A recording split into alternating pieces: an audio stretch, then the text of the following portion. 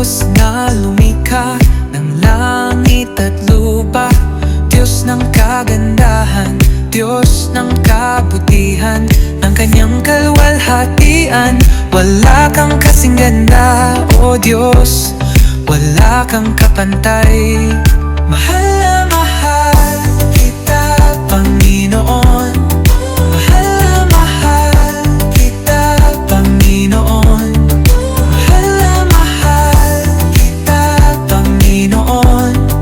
Mahal na mahal kita, Panginoon. And that's why we're discussing this series called Sent, yung pinadala or isinugo. Now, God is actually sending each and every one of us into the world, just as He was sent here on earth. Now, dumating si Jesus dito, God the Father sent Him here now for our salvation. And now that the victory has been won, tayo naman ngayon ang ipinapadala ng Diyos para ipamahagi yung balita na yan.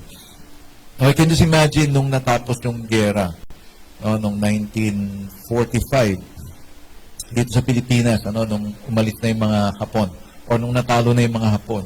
I'm sure people are running around the streets, and they are really celebrating. Sa Amerika, nung natapos yung gera, talagang there was celebration on the streets.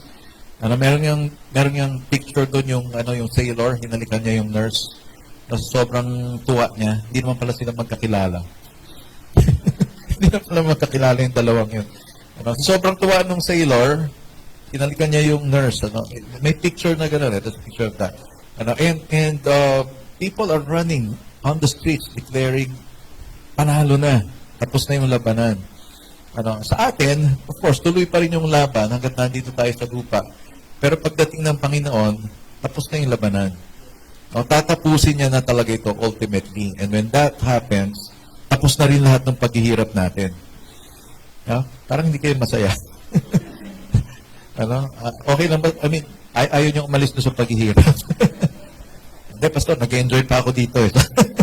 Wala namang ganun, Ang hinihintay natin is matapos na lahat ng paghihirap natin, di ba? Pero si Lord ang tatapos nun. No, in fact, nanalo na nga siya dito.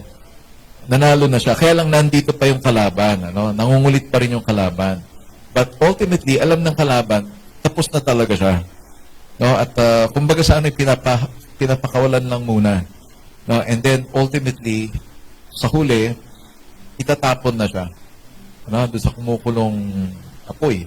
Sa naglalagablab na apoy. Sabi nga, the lake of fire. That is the end. But the end is the beginning of our eternal life. Ibig sabihin, tapos na yung laban, pero tayo, magtutuloy-tuloy tayo sa buhay na walang hanggan. So, yun yung ating inaasahan. Yun yung dahilan bakit nandito ka sa church ngayon.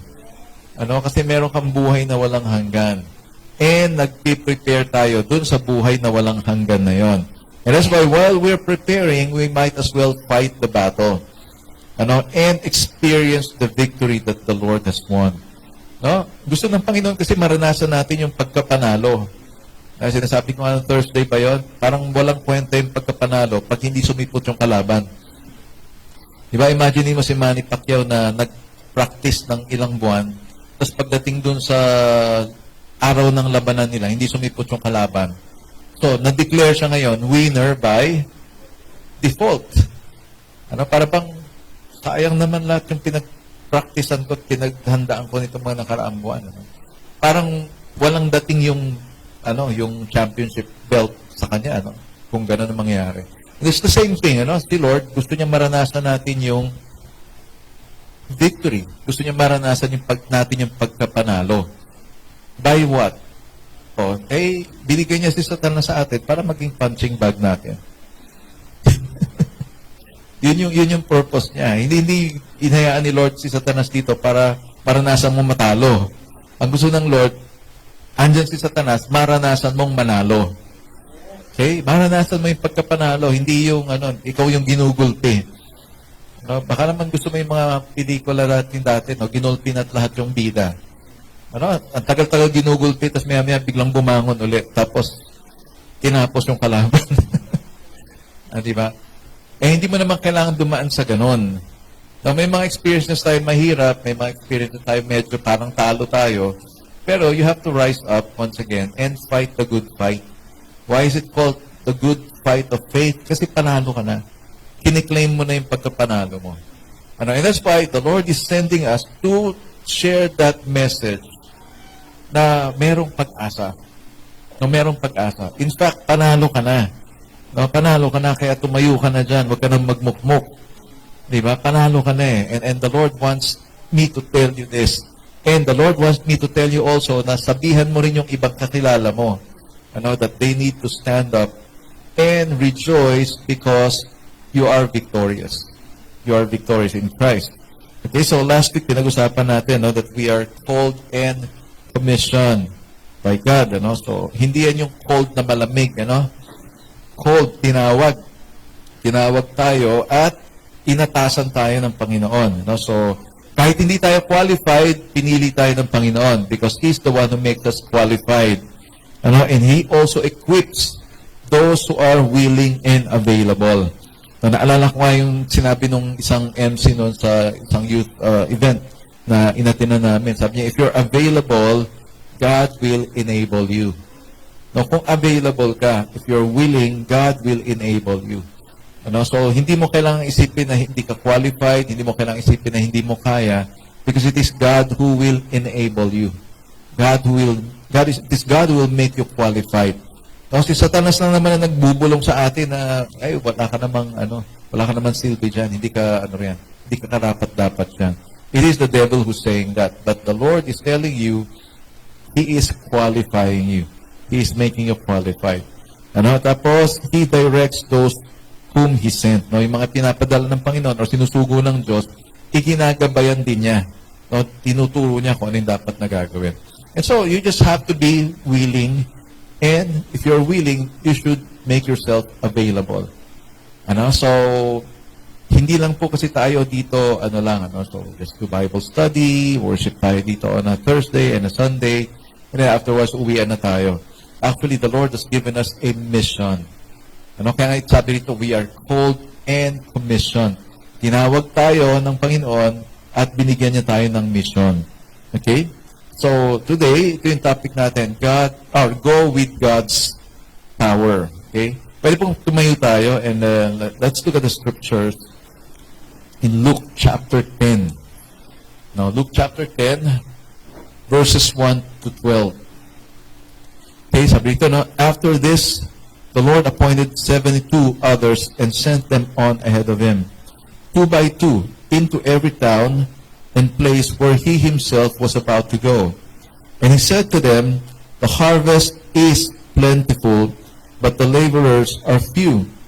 Therefore, pray earnestly to the Lord of the harvest to send out laborers into His harvest.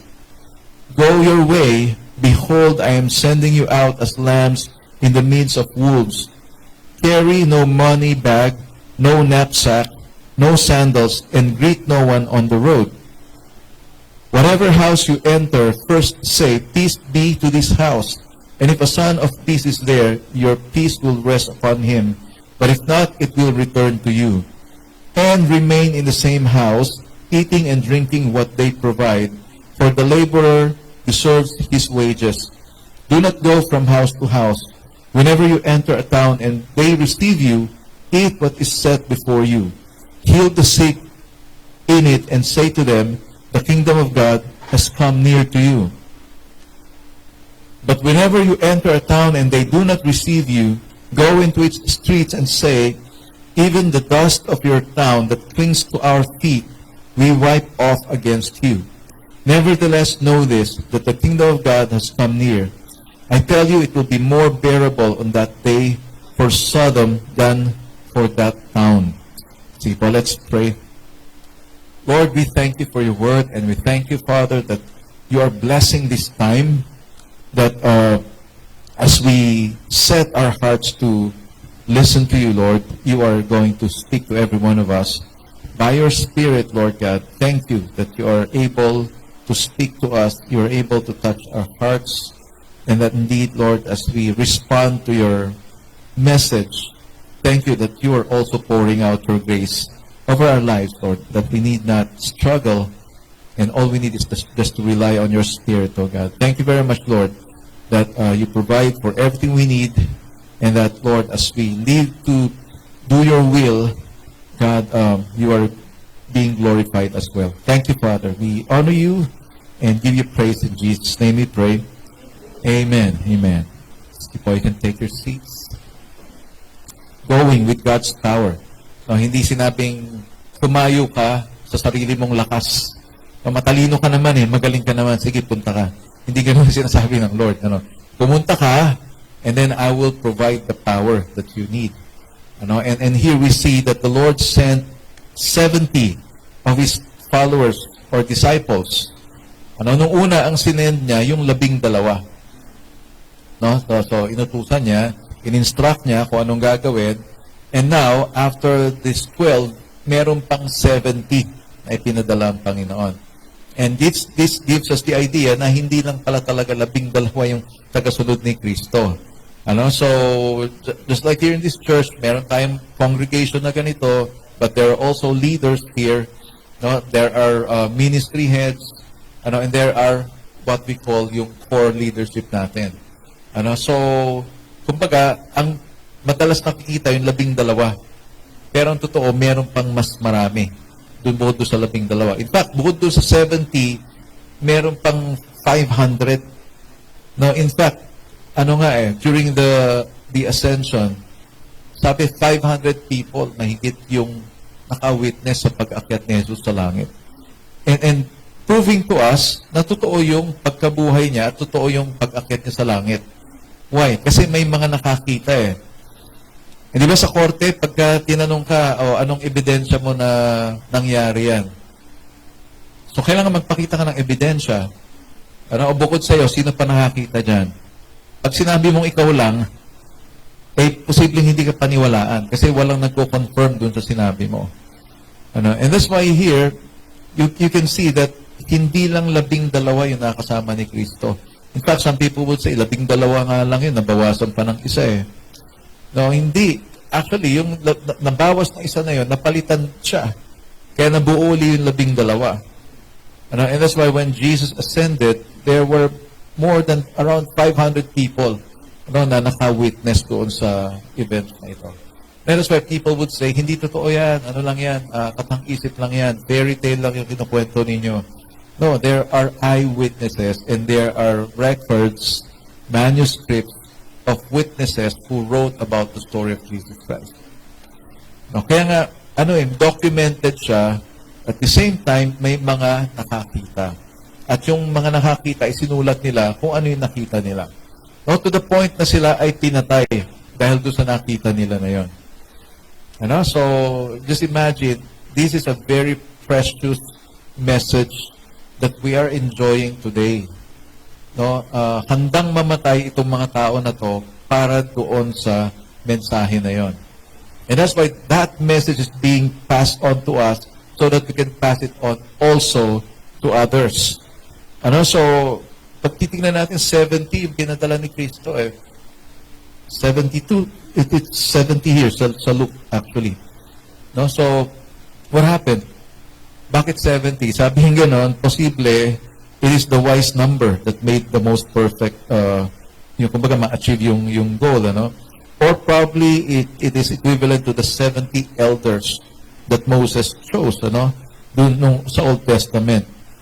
Or perhaps also, sabi rito, kuha ko to sa enduringword.com. Sabi niya, posible na 70, it suggests a connection with the 70 members of the Sanhedrin.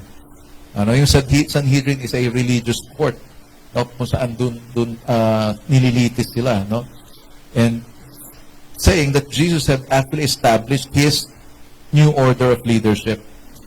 So, pwede rin yung 70 na nag-translate ng Hebrew Bible into Greek, called the Septuagint.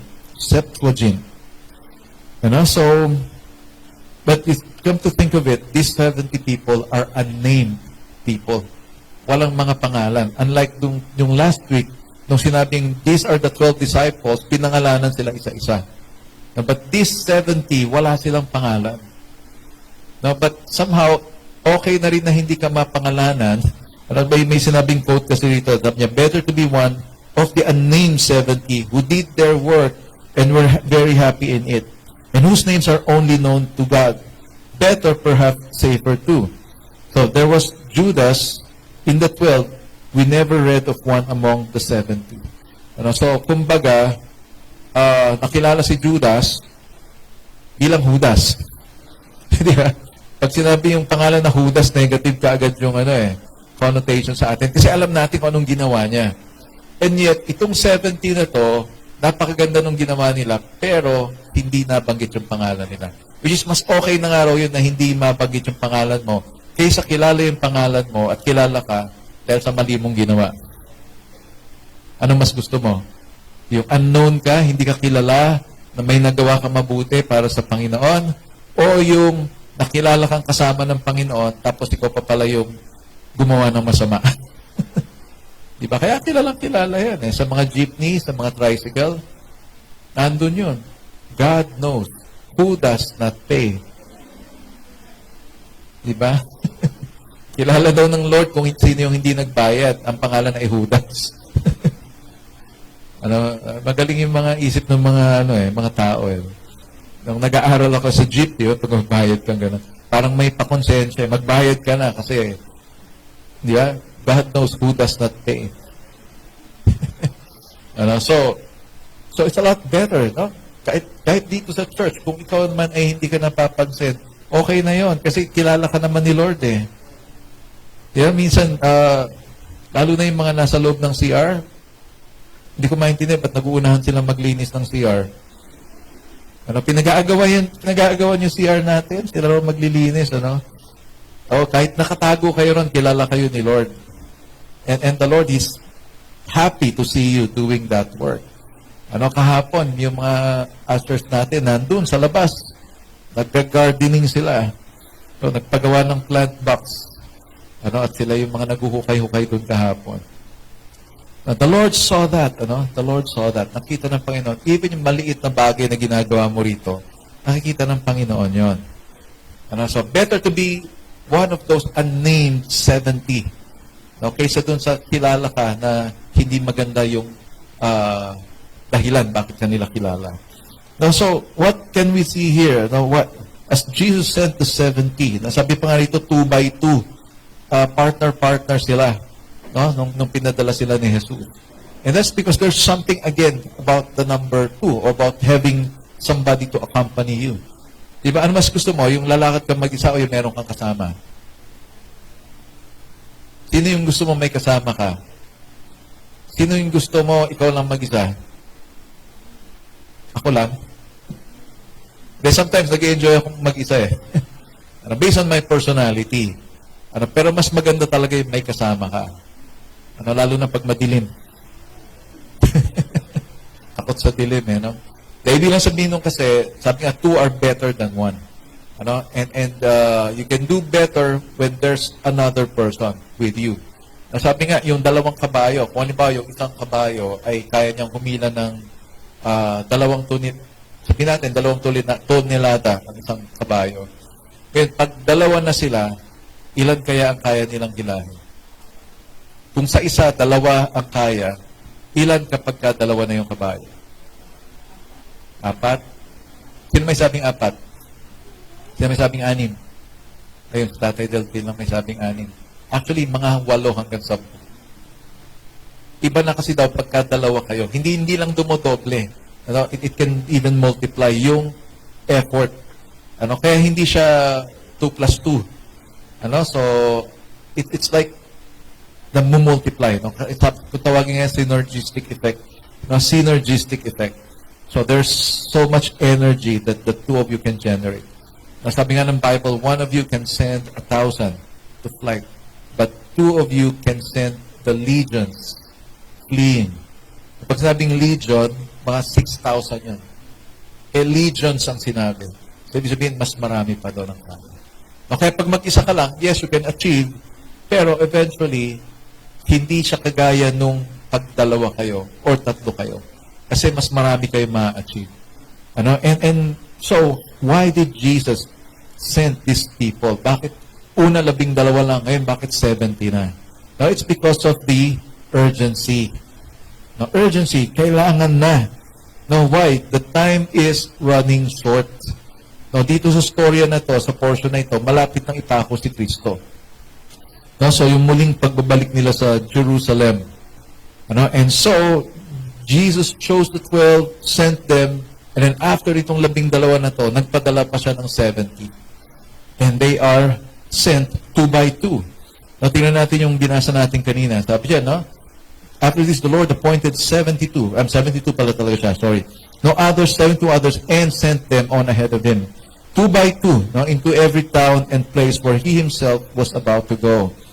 So kung saan siya pupunta, meron siyang kung tinatawag na advance party na may nauna na to prepare the people. No? So, ang sabi niyan, into every town and place where he himself was about to go. And he said to them, the harvest is plentiful, but the laborers are few. Therefore, pray earnestly to the Lord of the harvest to send out laborers into his harvest. Go your way. Behold, I am sending you out as lambs into the midst of wolves. Parang nakakatakot yung itsura, no? Lambs into the midst of wolves. Alam niyo yung lambs? Mga batang tupa yan. No? So, basahin natin yung Tagalog. Sabi na, pagkatapos ng mga bagay dito, after sending the 12, tapos may mga pangyayari, so pagkatapos ng mga bagay na ito, ang Panginoon ay humirang din ng 70 iba pa. So dito, 70. Sa English, 72. So, sinugo niya sila ng dala-dalawa sa kanyang unahan. Sinugo niya sila sa bawat lungsod at dako na kanyang pupuntahan. Pause muna tayo rito kasi habang pinag-aaralan ko ito, sabi ko applicable ito sa time natin eh. Alam niyo bakit? God is sending us right now to go because God is coming. Na parang sinasabi rito, pupuntahan niya itong bayan na to, itong village na to, pero bago siya pumunta, meron muna siyang pinapapunta, sinusugo ahead of him. And today, sa panahon natin, God is also sending us kasi malapit na yung pagdating niya. And that's why all the more we have to be active, all the more that we have to, alam mo yun, i-share natin kung ano yung mensahe na ibinigay ng Panginoon sa atin. Now, ang dami pang tao yung kailangan makarinig ng mensahe. And therefore, you are being sent right now because God is coming again. This time, when He comes, judgment na ang kasunod. Hindi na siya yung natapos niya na yun eh. Nung unang dumating siya, namatay siya para sa atin. Tinubos niya tayo, pinatawad tayo sa kasalanan natin, at binigyan tayo ng assurance na mayroon tayong buhay na walang hanggan. And maraming tao ngayon yung deceived na sinasabi nila, wala namang Diyos. Hindi naman totoo yung mga sinasabi dyan sa Bible. Dumadami yung mga taong ganyan. They get offended with what the Bible is saying. Galit sila sa Diyos, and yun lang nakapagtaka doon, galit sila, pero sinasabi nila, wala namang Diyos. So, bakit ka nagagalit sa wala? Di ba? Come to think of it, you're saying there's no God. Bakit galit ka sa Diyos kung wala palang Diyos? So, it's just that, kaya mo lang sinasabing walang Diyos kasi ayaw mo yung sinasabi niya. But if you only look carefully kung anong sinasabi talaga ng Diyos sa'yo, number one, mahal na mahal ka ng Diyos. At dahil mahal na mahal ka ng Diyos, pinapangakuan ka niya ng buhay na walang hanggan. At bago mo makuha yung buhay na walang hanggan, pinapangakuan ka niya ng pagbabago. Pinapangakuan ka niya ng second chance. Pinapangakuan ka ng Lord ng panibagong umpisa. And as you start over again, then you can make your life better. Ang magandang balita pa, binigay niya yung kanyang espiritu sa'yo para kayanin mo yung pagbabago. Kasi kung wala yung espiritu niya, parang New Year's resolution lang yan, every year. No, every year gagawa ka. December 30, December 31, ginagawa mo yung New Year's resolution mo. Tapos 1 week into the New Year, tapos na lahat yun, wala na. Balik na uli sa dati. But God is telling us, you have now the opportunity to live your life according to His plan. So, sinugo niya itong 70 na to. or 72. Ano? To share the message. Kaya sabi pa rito, no, sinabi niya sa kanila, ang aanihin ay totoong marami, ngunit ang manggagawa ay kakaunti. Ipamanhik nga ninyo sa Panginoon ng pag-aani na magpadalas siya ng mga manggagawa sa kanyang mga aanihin. Kumayo kayo, narito sinusugo ko kayo tulad ng mga batang tupa sa kalagitnaan ng mga lobo. Or think about this. Helpless. Di ba? Yung batang tupa, yun nga lang tupa na adult na helpless eh. Alam niyo ba yan? Yung tupa kahit matanda na yan, or nasa edad na, pag nadapa yun, hindi makatayo. Pag nalusot sa butas, wala na. Doon na lang siya. Ang nakakatawa, merong video na yung tupang nalusot doon sa butas, kinuha nung shepherd, yung pastol, binunot doon sa butas, then nung nasa labas na, nagtatalon. Maya-maya katatalon niya, nahulog uli siya doon sa butas. Ay, ganun tayo, di ba? Ganun tayo. Nailigtas ka na nga eh, tapos bumabalik ka pa rin doon sa butas eh. Di ba? So, kaya nga sabi na yung mga tupa raw, they are the dumbest animal. Pinakabobo na hayop. Sama naman nun, hayop na nga, bobo pa. Di ba? So, tapos ganun daw tayo. Isipin mo yon. Sabihin mo nga sa katabi mo. Sige, kalabitin mo yung katabi mo. Ganun ka daw. Tapos sagutin mo, ikaw din. Eh di ba? Ganun, we are like sheep, sabi ganun. Tapos, we have gone astray, naligaw tayo. Eh imagine mo, pag ang tupa naligaw, eh, hindi basta-basta makakabalik. Kailangan hanapin. Kailangan hanapin. They need the shepherd. And so, there are also a lot of sheep out there. Maraming tupa dyan sa labas na kailangan nilang marinig yung boses ng pastol. No? The voice of God through us. No? The message of God through us. No? Bitiwan na muna natin yung mga cellphone natin. No? Stop na muna yung mga ML, saka yung kung ano pa mang mga meron ba dyan may hawak ng cellphone? Kayong dalawa dyan, okay lang kayo dyan? Okay. Wala bang hawak yung dalawa na yan dyan? May hawak? Hawak lang. Hulihin nyo pagka ano. Hindi, kailangan ano na, no? Itong mga bagay na nakaka-distract sa atin, kailangan isa-isang tabi na natin to. And let's now be serious about our relationship with God and about what God is telling us to do. Ano, mauubos yung oras mo eh. No, sa kagagawa ng mga kung anong bagay, tapos hindi mo nagagawa yung pinapagawa ng Diyos. Yun ang pinaka-nakakatakot sa buhay. No, some people, nanghihinayang sila na nabuhay sila ayon dun sa kung ano ang opinion ng ibang tao sa kanila. Pero ang pinaka-nakakatakot is yung mabuhay ka na hindi mo nagawa yung pinapagawa ng Diyos sa'yo. And when you come to God face to face, wala kang ma-present na ginawa mo para sa Kanya. Nasabi nga ni John Piper, the tragedy of the Christian life is not about being martyred. You know? Yung hindi ka, kasi usually mga Kristiyano na mamartir eh. Ano? So, pinapatay dahil sa pananampalataya.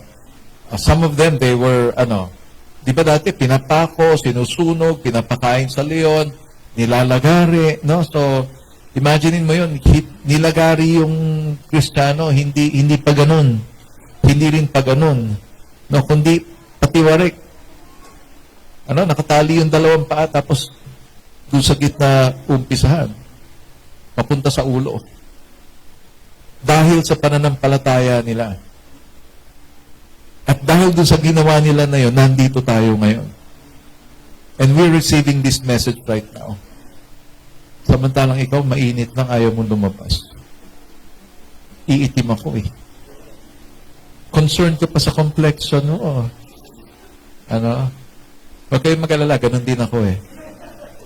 Bago lumabas, sunblock muna tayo. Diba? Tapos, long sleeves dapat para hindi... Pero, okay lang yan, humayo ka pa rin. Diba? Pag lumalabas ka ba, saan ka pumupunta? Siyempre, may kanya-kanya tayong destination, di ba? But I'm trying to say here is that wag nating kalimutan yung mission natin. Pwedeng nasa palengke ka, pwedeng nasa grocery ka. Diba? Meron kang pinagbigyan sa pila. Subukan nyo na ba yan, yung nasa pila ka? Hindi, ako kasi experience ko, andun yung pila, so papunta ako doon sa pila, tapos meron din ako kasalubong, papunta rin doon sa pila na yon. Medyo nagmamadali siya. Ako ang ginawa ko, binagalan ko yung lakad ko. Tapos nung kalapit na kami, gumanon ako sa kanya. Turned out foreigner pala. Napasabak tuloy ako ng Englishan. Nagamit ko tuloy yung tissue na binili ko. Kasi nag-nosebleed ako eh.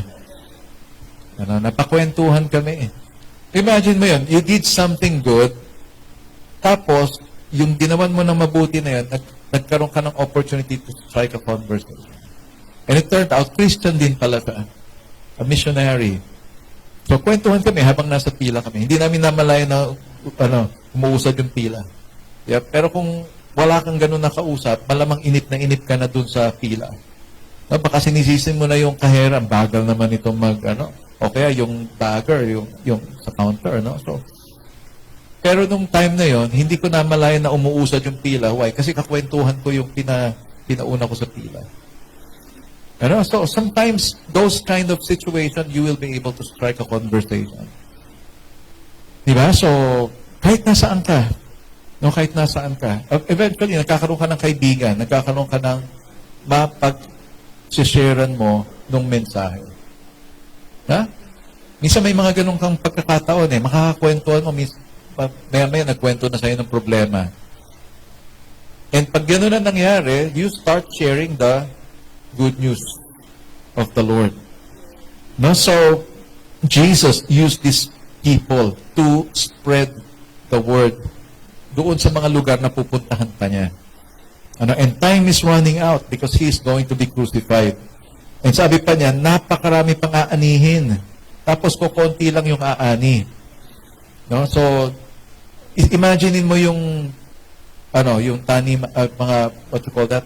Mango farm, for example. Nagbabagsakan yung mga mangga. Why? Kasi kukunti yung kukunti yung pumipitas eh. Kailangan ng additional people para maraming mapitas. Kailangan ng maraming ma-resell. Kasi ang daming bunga nitong puno natin dito. Yung panungkit minsan hindi na maabot yung mga nasa taas-taas. Nung dumating si Maricel, sabi niya, tabi kayo dyan. Akong bahala dyan. Mamaya si Maricel, nandun na sa taas. Kukuha-kuha na siya. Kaya na-harvest nung last year Maricel, baka may mga nagtatago pa doon. Puntahan mo kaya. So, kailangan ng maraming pipitas, kailangan ng mas maraming aani. Di ba? Every time you come in here, lagi ba makitang bagsak na mangga dyan Di ba? Sabi, titignan mo parang wala pero ba't ang daming nalalaglag? So, ibig sabihin meron. And sometimes, ganun yung katwiran natin, wala naman makikinig Di ba? So, may mga instances, sinabi rin naman ni Jesus yun Diba? Pag pinapasok kayo, go ahead, share the gospel to them. Pag ni-reject kayo, sabihin ninyo, papagpagin pa namin itong alikabok ng ninyo, ng bayan ninyo. No? Dahil hindi kayo karapat-dapat. The point is, our job is to share. Our job is to share. We've got to have a sense of urgency. Kasi, kagaya kagabi, yung game namin, game. Hati yung dalawang grupo yung mga kalalakihan. Ang instruction, yung mga straw, alam niyo yung straw, yung ginagamit sa soft drinks, gagawin ninyong tore, gagawa kayo ng tower. Tapos, kung sino yung pinakamataas at pinakamatibay, siya yung panalo. Kitang-kita mo yung pagkakaiba. Yung isang grupo dito, tahimik sila, lahat, nakapalibot sila, naggagawa. Itong kabilang side, ang sarap ng pagkakaupo. Kaganon sila. Dapat may plano tayo dyan. Sa loob-loob ko, ano mangyayari sa plano nyo kung nag-uusap lang kayo? Tapos tali nyo. Tapos habang nagtatali sila, nagkukwentuhan. Nagkukwentuhan sila. Tinitingnan ko, sabi ko, tingnan natin kung ano mangyayari dito. Pagkasabi ko ng last 2 minutes, itong nagkukwentuhan, biglang, tara, kabit na natin. nag-cram na sila. Oh, pero pareho naman silang matibay. Yung lang nagkukwentuhan ang nagawa nila, Leaning Tower of Pisa. Leaning Tower of Pisa. Kasi nakatabingi yung ginawa. Hindi naman natumba, nakatabingi lang. Pang tourist attraction yung nagawa nila. Ito namang isa, nandun yung engineer, tsaka estudyante sa engineering. Ayun, yung dalawa. So, mas mataas yung ginawa nila, tsaka diretso ang tayo. Sila yung mga seryoso. Itong isa, relax na relax. Pero either way, nagawa nila yung gagawin. The point is, mapansin mo yung nagkukwentuhan, pagdating ng last 2 minutes, doon sila nagmamadali. Kapit mo na. Dali, yan, ito, ganyan. Dapat nandun tayo sa ganong klase ng mode. Urgent. Hindi dahil sa nagprocrastinate tayo, kundi dahil kailangan na talaga natin gawin. Diba? So, we take every opportunity to share. Okay? So, there is an urgency to preach the gospel because Jesus is coming very soon. Now, very soon. All the signs point that Jesus is coming again. No, yung mga gera na yan, yung mga lindol na yan, sinabi na ni Jesus yan, mangyayari yan. At pag nakita nyo na nangyayari yan, pumanatag na kayo kasi malapit na yung inyong kaligtasan. Pero wag lang nating hintayin yung kaligtasan natin. Pilitin natin makapagligtas pa tayo na mas marami bago dumating yung time na yan. Okay?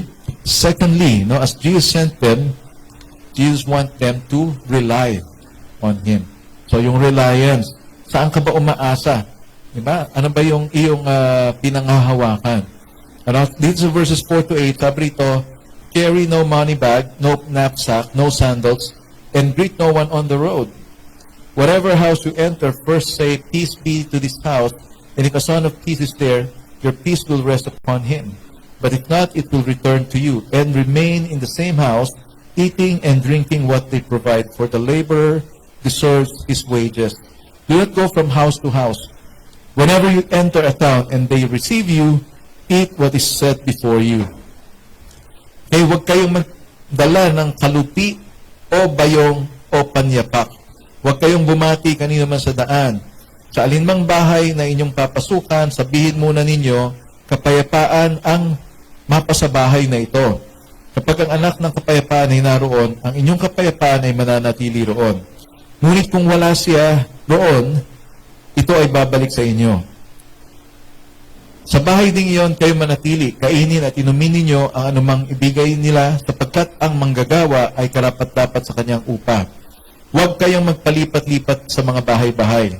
Sa anumang lungsod na inyong papasukin at tinanggap kayo, kainin ninyo ang mga bagay na inihain sa inyo.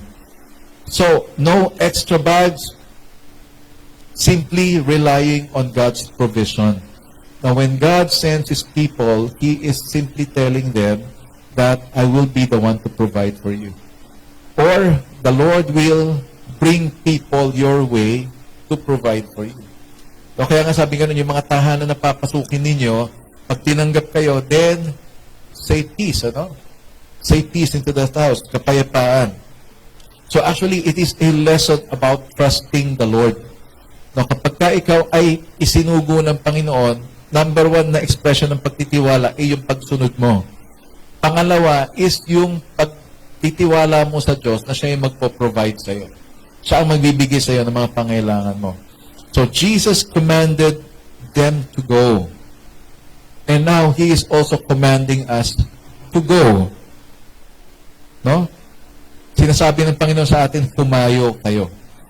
Hindi ito yung paghayo na kailangan maghintay ka ng mission trip para makasama ka. No, in fact, pagpasok mo sa opisina mo, mission mo na yun eh. That is your mission field. Yung mga nasa eskwelahan, ang mission field mo. Diba, yung mga estudyante, yung mga kaklase mo, that's your mission field. Diyan ka aani. No? So, yung mga nasa schools, yung mga teachers natin, yung mga estudyante, yung mga co-teachers ninyo, yan yung inyong harvest field eh. And so, you need training, yes. But the thing is, you have to rely on the power of the Holy Spirit.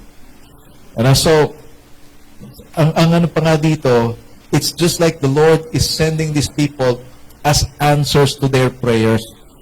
Diba? Ano kasi ang sabi ng Lord? The harvest is plenty, but the laborers are few. Therefore, pray. Sabi niya, diba? Pray to the Lord of the harvest to send out workers. If you go, you're actually making yourself the very answer to your prayer. No, ikaw mismo yung sumagot sa panalangin mo. No, kapag ikaw na yung humayo mismo. Ano? So, God wants that, ano, for every one of us. And He's also telling us, when we go, do not be distracted. Do not bring along yung mga extra baggages. Ano? Excess baggages. So, di ba pagka ikaw ay nagbiyahe, sino rito yung pag nagbiyahe ka ay overnight lang ay 2 maleta dala mo? Overnight lang ha. Kaming mag-asawa overnight, ang laki ng dala namin. Kasi 2 na kami doon sa 2 na kami doon sa sa bag. Pero merong iba, no? Pag nagbiyahe, dala yung ganito, dala yung ganyan, dala yung water heater, dala yung dala yung refrigerator, dala yung wifi. Ano? Ang sinasabi ni Lord dito, huwag kang magdala ng mga extrang baggages. Ano? But at the same time, may mga dala-dalahin tayo sa buhay. Diba? Kung minsan, nakaka-interfere ito dun sa pinapagawa ng Lord sa atin. And that's why, hindi lang yung mga literal na mga baggages ang sinasabi rito. Because when you go to your harvest field, minsan, kagaya nga sabi ko, minsan sa opisina yan, minsan sa eskwelahan eh. You may not be bringing along luggages, pero sa loob-loob mo, may mga dala-dala ka. Kaya in a way, parang sinasabi rin ng Panginoon, i-unload mo yung sarili mo. Kasi imagine, di ba? Makakamit ka dyan, may problema, ang bigat ng problema, tapos sabihin sa'yo, gusto ko na nga magpakamatay eh. Tapos ikaw rin, sabihin mo, oo, ako nga rin, ang bigat din ang dinadala ko eh. Ano bang plano mo? Lason ka? Ako, tatalon ako dun sa... dalawa na kayong may problema ngayon. Imbis na ikaw yung naging sagot sa problema niya, dalawa na kayong namumroblema. Di ba? Part of trusting the Lord is bringing to God kung ano man yung load na meron ka. Di ba? Sometimes people would say, bakit ka hahayo? Ikaw nga mismo, laki-laki ng problema mo. I tell you, hindi ka na makakahayo pagka laging yung problema mo, iniisip mo. Okay? A lot of people will say that, sabi ni Lord, punta ka. Sabi niya, Lord, kakasal ako eh. Saka na lang muna. Di ba? Yung isa, Lord, may bagong bili akong lupa eh. Asikasuhin ko muna yan. Lahat merong dahilan. Diba? Sabi nga nung isa, Lord, ililibing ko muna yung tatay ko. Buhay pa yung tatay. Ibig sabihin, hihintayin pa muna niya mamatay yung tatay niya at pagkatapos niya mailibing, saka pa lang siya susunod. Kaya nung sabi ni Lord, let the dead bury their dead. Nung unang maisip ko yun, ililibing niya yung patay, yung sarili niya. Ibig sabihin, hayaan mo na dumating yung panahon na yon at kapag nangyari yon, saka mo gawin. Buhay pa yung tatay mo, ililibing mo na. Di ba? Dahil ayaw mong sumunod. Marami tayong dahilan, no? Karamihan, paniki. Di ba? Ba't ako, Lord? Ba't ako? Di ba? Pero ang gusto na Lord ay maging willing tayo. And as I was saying, if you're willing, the Lord will enable you. If you're willing and available, the Lord will enable you.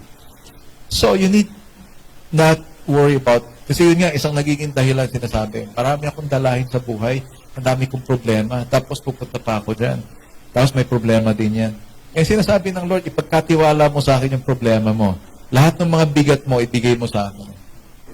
Di ba? Sabi ng song ni Basil Valdez, cast your cares upon Him, and come to me all your tired. Yun na yun. Diba? So, gusto ng Lord ibigay mo sa Kanya yung bigat mo, yung kabigatan mo. And then, humayo ka. And in that way, you can travel light. Diba? Tinatawag na traveling light. Overnight lang naman yan. So, isang hand carry lang na bag yan. Diba? Hindi isang maleta. Kasi nandun yung tukador, nandun yung hair dryer, nandun yung makeup, nandun yung... Hindi, no? So, just traveling light. Now, and traveling light means also traveling light emotionally. Diba? Na ikaw, excited kang i-share yung gospel because alam mo, makakatulong ito sa mga tao. Na alam mo, the Lord will take care of your cares, of your problems, and you're out there to help people with their problems. Hindi mo isosolve yung problem nila. Ipe-present mo lang yung magandang balita. That God is out there to help them. No? So some people would say, hey, wounded din ako, sugatan din ako. Well, hayaan mo si Lord ang gumamot sa sugat mo. And be an instrument for others to heal. Di ba? So, naalala ko nung nag-aaral kami, sabi nga ng professor namin, we are called wounded healers. Wounded healers. So, tinutulungan mong gumaling itong tao na to, pero ikaw mismo may sugat ka. Because if our mentality is, kailangan gumaling muna ako, kailangan mawala muna lahat ng bigat na ito, kailangan masolve muna lahat yung problem ko, baka abutan ka na ng pagbabalik ni Lord. No? So, I mean, God doesn't want reasons. No, God wants results. Diba? Sa mga companies nga, diba? Pagka ahente ka, may sales target ka, sasabihin ng boss tayo, hindi ko kailangan yung mga rason mo. Kailangan ko yung resulta. Diba? Kasi kahit anong reason mo at hindi mo na-hit yung target, hindi mo pa rin na-hit yung target. It won't change anything. Diba naka-experience na ba kayo ng mga tao na gano'n? Ang daming dahilan. Ang daming dahilan kung bakit hindi nangyari.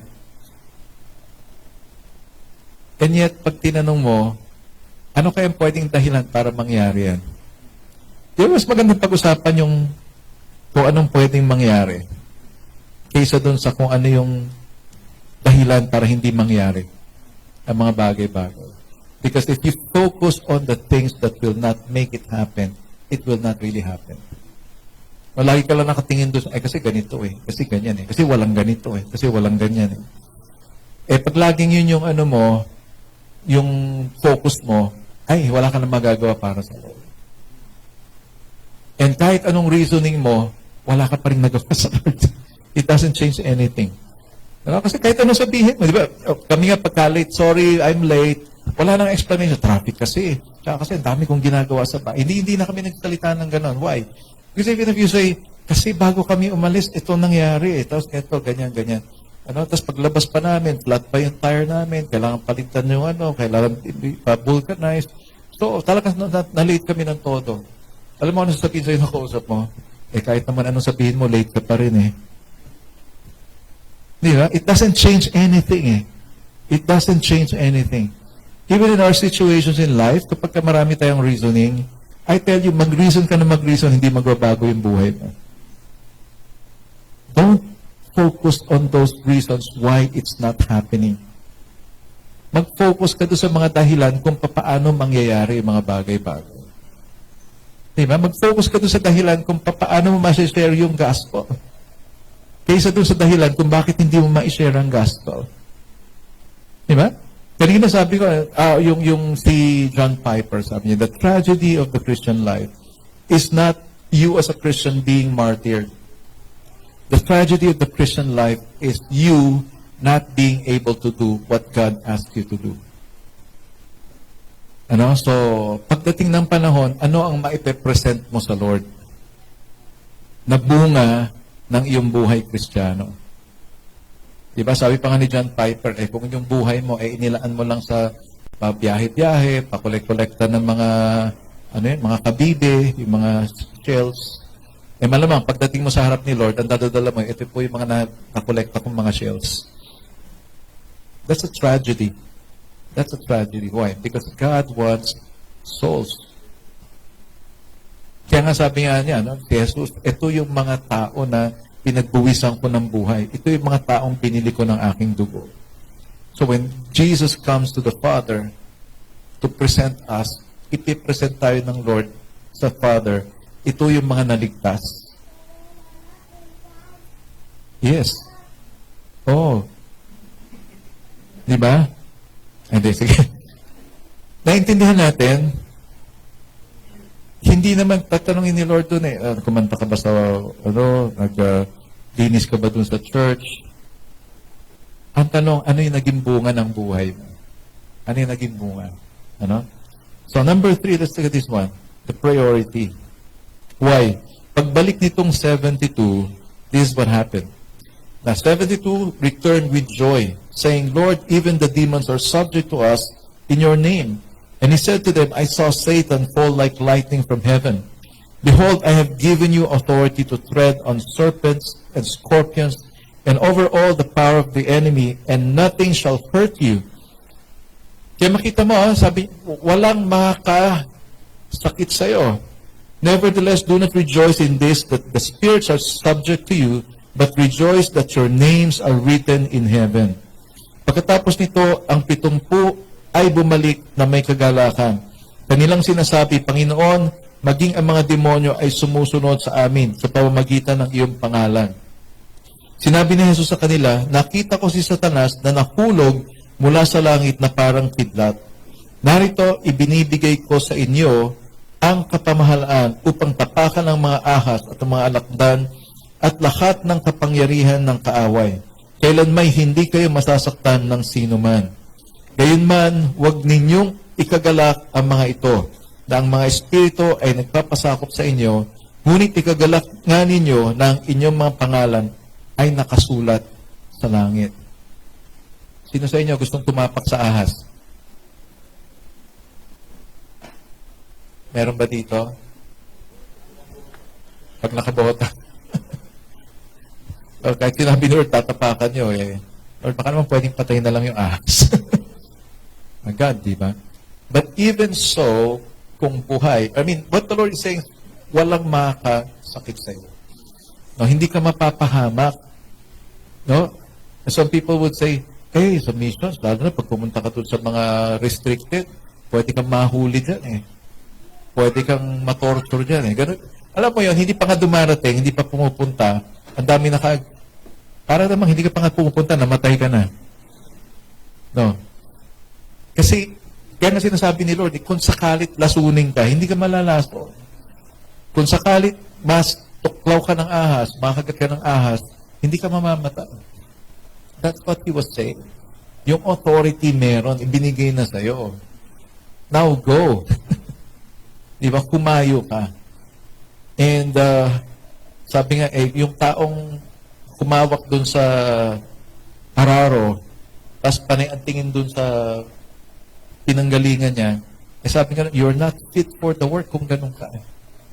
Diba? Once you take hold of that plowing, yung plow pala, no? So, ang tingin mo diretso, hindi dun sa kung saan-saan. And the Lord is telling us, focus your attention. Because the Lord is telling you, merong reward na naghihintay sa'yo. There's a reward. Kaya sabi nga niya rito, huwag kayong mag-rejoice na sumusunod yung mga demonyo sa inyo, no? Yung mga masasamang espiritu. Matuwa kayo na yung pangalan ninyo. No? Matuwa kayo na kabilang kayo sa kaharian ng Diyos. No? Ano yung sinabi dyan? Matuwa kayo, ikagalak nga ninyo na ang inyong mga pangalan ay nakasulat sa langit. Although kilala ka rin sa impyerno. Alam mo ba yun? Pagka ginagawa mo yung kalooban ng Diyos at talagang ikaw humahayo ka at marami kang mga nadadala sa kaharian ng Diyos, sikat ka sa impyerno. Sabihin ng Diablo, ayan na naman yan, magnanakaw na naman ang kaluluwa yan. Well, hindi natin ninanakaw yun. Kinukuha natin kasi sa Panginoon yun Hindi ba? Kaya sikat ka sa impyerno kasi sabi ni Satanas, nabawasan na naman tayo. Kasi humayo na naman yung tao na yan. Diba? Gawin nga ninyo lahat ng magagawa ninyo para ma-distract yan. Ayan, di ba? So kaya kung ano-ano nangyayari sa iyo ngayon. Some people would say, ay, wag na nga tayo mag-serve sa Lord kasi, kung ano-ano nangyayari sa atin. No, hindi yun yung gustong mangyari ng Panginoon. Kung ano-ano nangyayari sa iyo, lumaban ka. Lumaban ka kasi talunan na yung nanggugulo sa iyo So He wants you to focus your eyes on Him. Sa Panginoon lang. Ang daming tao yung umaayaw. Kasi, sabi na, ayaw ko na kasi ang hirap ng buhay Kristiyano. Aayaw ka sa buhay Kristiyano. Pagkatapos anong gagawin mo? May mga tao, alis na lang ako sa church kasi ang hirap ng buhay Kristiyano. So, what's next? Pagkatapos nun, anong gagawin mo? Palagay nyo. Ako, hindi ako mapalagay kasi, what will happen kapag kailan ba yun? There was isang gabi, nasa isang kainan kami, may na-meet ako nakakilala, yung dati ko ba-attend sa church. Doon sa isang church na pinagpastoran ko before. And sabi niya, Pastor, wala na ako sa ministry, hindi na ako nagmi-minister Ito sitwasyon namin sa pamilya ngayon, ganyan-ganyan. And sabi niya, hindi na rin ako nakapag-church. Sabi ko, okay lang na wag ka muna mag-ministry, pero wag ka mawawala sa Lord. Yun yung sinabi ko sa kanya. Huwag kang titigil sa relasyon mo sa Panginoon. Kasi pag yan ang nawala pa sa iyo, ay wala na lahat. No? So, okay lang yun. Attend ka muna ng church, sabi ko sa kanya. Attend ka lang, kahit wala kang gagawin. At least mag-attend ka. Kasi nga, yun nga, nandito ka sa church, tapos wala ka kay Kristo, malaking problema yun. How much more, yung talagang wala ka na sa church. Wala nang opportunity makarinig ka ng salita ng Diyos.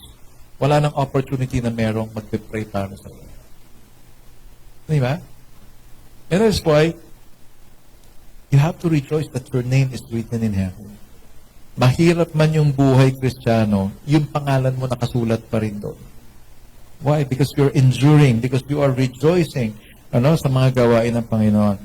So, pag titignan natin, yung instruction dito sa 72 na to, wala namang sinabing cast out demons Doon sa 12, inutos yun. Palayasin yung mga demonyo. Pero dito sa 72 na to, nung inutusan sila, walang sinabi si Lord na palayasin niyo yung mga demonyo. And yet, when they did the work of the Lord, surprise sila, nagulat sila, ay, sumusunod sa atin yung mga demonyo. Nagbabow down sa atin. And it's just like a bonus blessing. Kumbaga, bonus na blessing pa.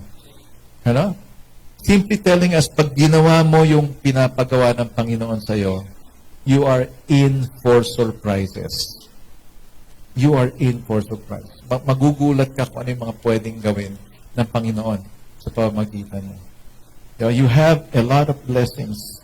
And that's why here, ang magiging pinakasukatan natin dito, hindi yung kung ano nagawa mo sa Panginoon. Kasi yung ginagawa mo sa Panginoon, resulta lang yan noong katotohanan na ikaw ay tagalangit. Resulta lang yan nung katotohanan na ang pangalan mo nakasulat sa langit. Now, because you belong to heaven, ang resulta nito is you go out there and reach for more souls. So we have to value our relationship with God. We have to value our salvation. And I tell you, lahat ng mga magagandang bagay na gagawin natin, resulta yun ng salvation natin. How many of us here are really, alam mo yun, yung nagpapasalamat ka na niligtas ka ng Panginoon? Nagpapasalamat ka na ikaw ay tagalangit ka na ngayon. Or yung iba sa atin dito, hindi mo naiisip na ganun nga kasi iba ang focus mo. Sa iba nakatingin yung mata mo. Now, I tell you, everything that we have here on earth, they're all temporary. Enjoyin mo na kung ano yung meron ka dito sa lupa. Kasi pagdating sa langit, wala na yung mga yan. But even if wala na yung mga yan, mag-enjoy ka pa rin sa langit.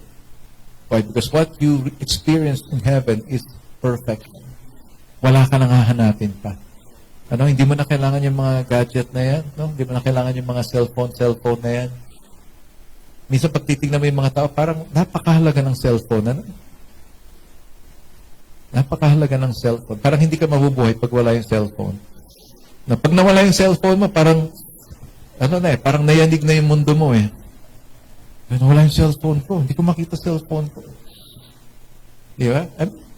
Dito lang sa lupa yan Pagdating sa langit, di mo na kailangan ng cellphone.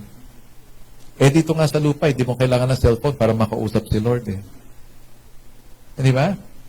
At saka kay Lord, hindi ka nasi sin zone. Alam niyo yan? Di ba pag nag-send ka ng message, nakita niya na, ba't di pa siya nagre-respond? Di ba may mga ganon? Naghihintay ka ng sagot, tapos Noong una, ay, hindi pa niya nakikita. Tagal na hindi pa niya nakikita. Ang totoo, nakita na yon. Kasi may advance notification ng cellphones eh. Di ba? Hindi mo pa man binubuksan yung messenger mo, may notification na siya doon sa... Di ba? That's why alam mo may dumating na message. O, tapos tuloy, yung nagpadala, bakit hindi siya sumasagot? Madalas mangyari sa akin yun eh. Natabunan na yung ano. Hindi ko tuloy masagot. Palusot eh, no? But you know what? Pagdating sa Panginoon, your messages are, kumbaga, tinanggap ng Lord lahat ng messages natin. Because we belong to Him. Because we belong to His kingdom. Para ka may direct access sa Panginoon. So, laging may signal. Kailan ba yung isang gabi na parang nag-restart ang messenger? Na-log out? O, kita mo, alam na alam niyo yung date, oh. O, kita mo? So, what does that prove to us? Diba? Alam na alam niyo kung anong araw yun, ano?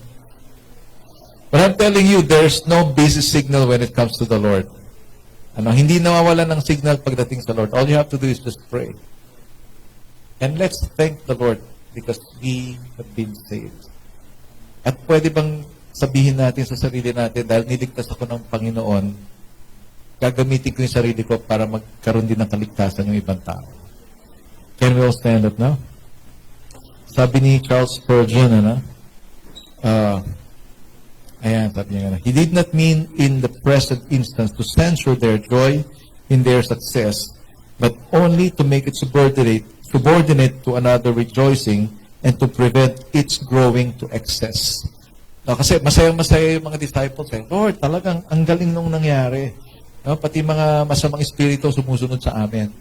Sabi ni Lord, huwag kayong matuwa dyan. Hindi ibig sabihin, sa sinasabi dito ni Charles Spurgeon, hindi ibig sabihin na binabawalan ni Lord itong mga taong to na mag-rejoice. But what the Lord is doing is, nire-refocus niya itong mga taong to doon sa kung saan tayo dapat mas mag-rejoice. Sabi niya, huwag kayong matuwa lang na successful ang ministry. Matuwa ka na ikaw ay may kaligtasan. Matuwa ka na ikaw ay papasok ng langit pagdating ng panahon. And you know what? That will keep us humble. That will keep us humble. Why? It's because your focus is about God's calling to you.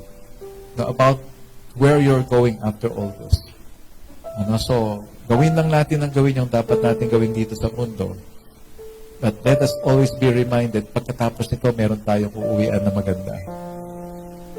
Yeah? Sa mga nagtatrabaho, sa mga teachers, yung mga teachers, tanungin mo sila, ano yung susunod na holiday, alam nila. Sa August pa, kita mo, may sumasagot na sa August daw, may holiday. Why? Kasi habang nag-work ka, di ba, you're looking forward dun sa vacation eh. Tayo dito ngayon, in our spiritual walk, gawin lang natin yung pinapagawa ni Lord. And then, remind yourself, someday may uuwian ka mas maganda. So, kung nahihirapan ka sa buhay mo ngayon, well, yung paghihirap mo sa buhay, gagamitin ni Lord yan as your testimony. A message to other people, how faithful God is to your life. Yun yung purpose ng mga paghihirap eh. Yun yung purpose kung bakit ka nakakaranas ng mga trouble sa buhay. Ang purpose ng mga troubles na yan, para sumikat yung kapangyarihan ng Diyos sa'yo sa pamamagitan ng buhay mo. And your life becomes a message to other people. Alam mo, ito yung pinagdaanan ko eh. Ito yung mga nangyari sa akin. And I can attest to you, ang Panginoon, hindi ako pinabayaan. Ganito ang ginawa ng Panginoon. And as you share those messages, I tell you, people will just be blessed naman. And opportunity yan para sila rin mismo magtiwala sa Lord. And in the process, you bring more and more souls into His kingdom. Sige, before I pray, would you make a prayer? Ikaw mismo, mag-pray ka. Gawa ka ng pangako sa Lord. Kung may mga reasons ka bakit hindi mo magawa yung pinapagawa ng Lord, settle it before God right now. Ano yung mga reasons na yun? Ano yung mga nakakahinder sa'yo para maging instrumento ka ng salvation? What are those things? Hindi ka magaling magsalita, hindi ka, kulang yung kaalaman mo, natatakot ka, mahiyain ka, or may problema ka. Well, why don't you just settle it before God right now? Because God wants you to be His instrument. Binubuhos ng Panginoon sa iyo yung pag-ibig niya. Binubuhos ng Lord sa iyo yung katapatan niya. So that your life will be an inspiration to others.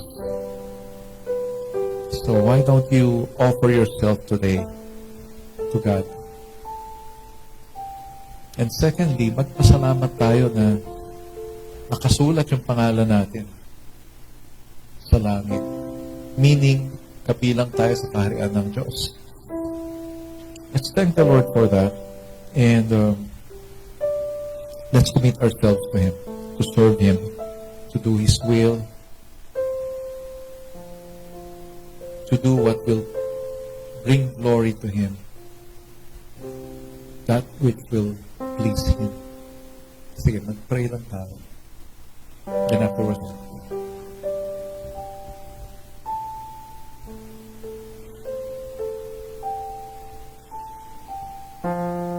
okay, thank you, Lord. Thank you, Jesus. Father, we come to you right now, and you can see the heart of everyone here. Lord, may kanya-kanya kaming dahilan para hindi magawa yung pinapagawa mo. Pero Lord, kung nakikita mo na sa kabila ng mga dahilan na ito ay pinipilit namin gawin yung mga kalugod sa iyo at pinipilit namin, Panginoon, na maipahayag yung mensahe mo. Naniniwala kami, Panginoon, na patuloy mong ibubuhos, Lord, yung grace mo, Lord God, yung iyong kagandahang loob. Thank you, Lord, that your enabling grace is available for us. Para kung ano man yung hindi namin kaya, ay kakayanin namin dahil sa iyong kagandahang loob. And we pray right now, God, if there are some people here na may mga pinagdadaanan, may mga kabigatan sa kalooban nila, I pray, Lord, na yung comfort mo, O God, ang maranasan nila, yung kapayapaan mo, Panginoon, ay maranasan nila. Even, Lord, yung mga sakit na mayroon ang mga tao ngayon.